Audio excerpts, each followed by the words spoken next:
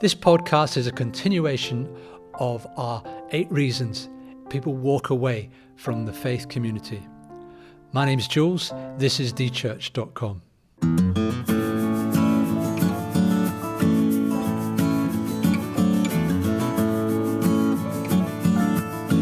Fifth reason, I became weary of the systemic sexism. We could do a whole podcast on this.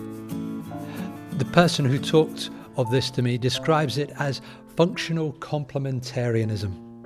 This is where people don't overtly espouse the exclusion of women, but in practice, through lack of self-awareness, effectively create a culture that acts that way.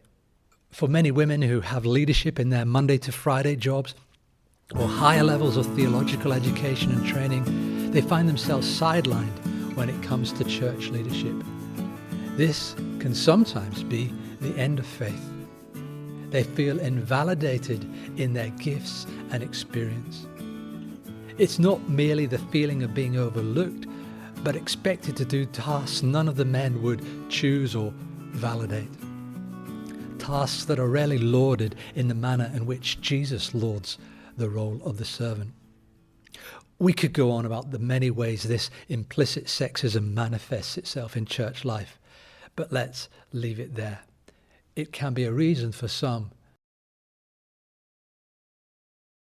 Number 6, I eventually felt like an outsider.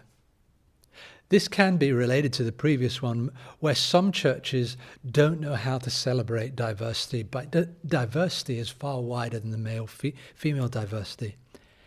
In the quest to pursue a singular vision of church life, the culture of some churches are not places that celebrate diversity.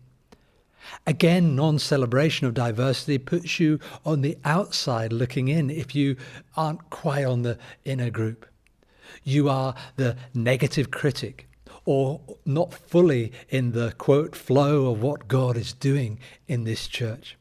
And I have heard that phrase used in more than one church setting that I've been part of. I studied social psychology at Cambridge. This kind of behavior is what's called group conformity. Group conformity is where you're expected to change your belief or behavior in order to fit in with a group. We all do it to some extent, and that's okay. But there is a way that this occurs sometimes in churches that gives a layer of heavenly authority to the conformity, a way that invalidates the individual dissenting voice.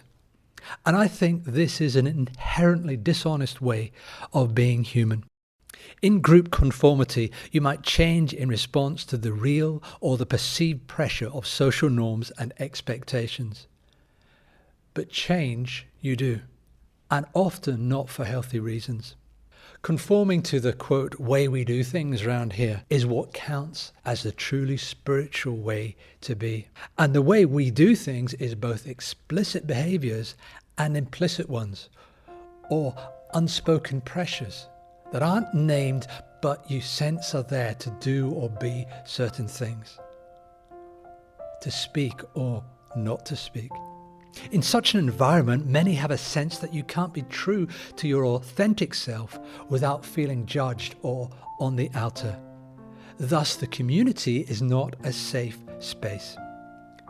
Health experts say that not being true to your sense of self is one of the most mentally unhealthy ways to live. Being unable to share the views you have or who you are at heart ultimately leads to disconnect, loneliness, and walking away. And my heart breaks for some of the people I know who have felt this. Number 7, insubstantial, disconnected worship. What did the person who said this to me mean? Well, firstly, a song repertoire that was focused at one end of the spectrum, namely songs of personal love for Jesus. Absolutely not wrong in itself, but if that's all the hymnody is, then it is ultimately individualistic, theologically shallow, and unable to sustain anyone for the long haul, let alone make disciples. This person also talked about prayers made up on the spot, as though spontaneity was somehow more virtuous than a well-formed liturgy. The whole experience of Every church in the area that they found trying to do contemporary worship ended up feeling for this person like a disconnect from the real world of work on Monday morning, or of politics or economics, of living in the wider community and caring for the planet. The worship was only about me and Jesus rather than God's plans for God's world. The person felt there were limited alternatives out there and walked away from faith. Now, this negative list could go on, and you can probably add your own.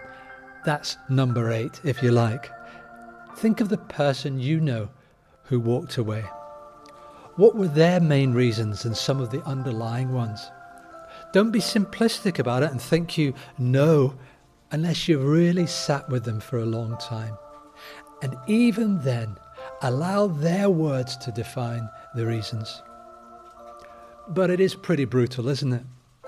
And if you are typical of many, you may not want to think too deeply about these things. Why? Because it may feel threatening or a little too true to your own experiences and feelings, perhaps feelings that you've suppressed and denied for a long time. But this is just some of what many church leavers are feeling. For some, a couple of these reasons may overlap and combine with other reasons I've not mentioned, and they become the straw that breaks the camel's back. But I want to ask this. As you hear somebody give reasons for why they're leaving church, do you find yourself leaping to put the person right? Do you find yourself wanting to fix the wonky thinking? Sometimes these reasons might be the heart of someone's journey, but other times they might only be the presenting reason, and underneath something deeper is going on. But whatever you think, are you prepared to sit quietly, to withhold judgment, and to feel the pain of that person? To listen intently, to suspend criticism, to accept whatever journey God has for that person. In my single days, I can recall having a friend to live with me who was going through a divorce.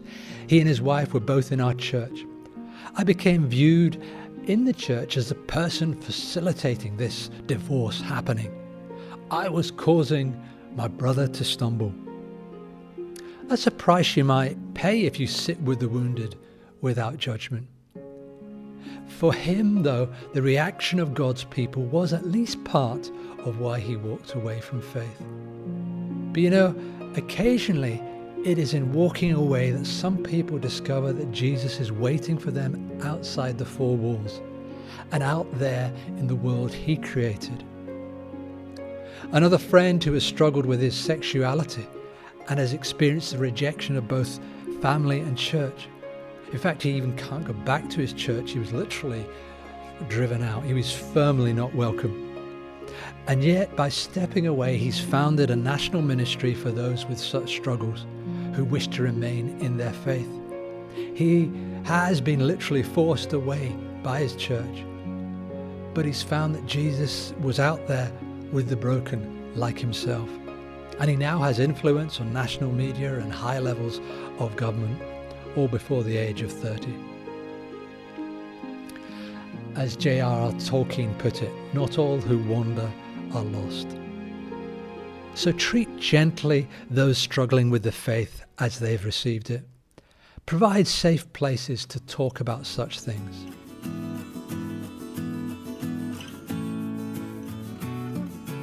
Next time we'll be talking a little bit more about these things in a round table discussion with a couple of guests. This is Dchurched.com. My name is Jools. Thanks for listening.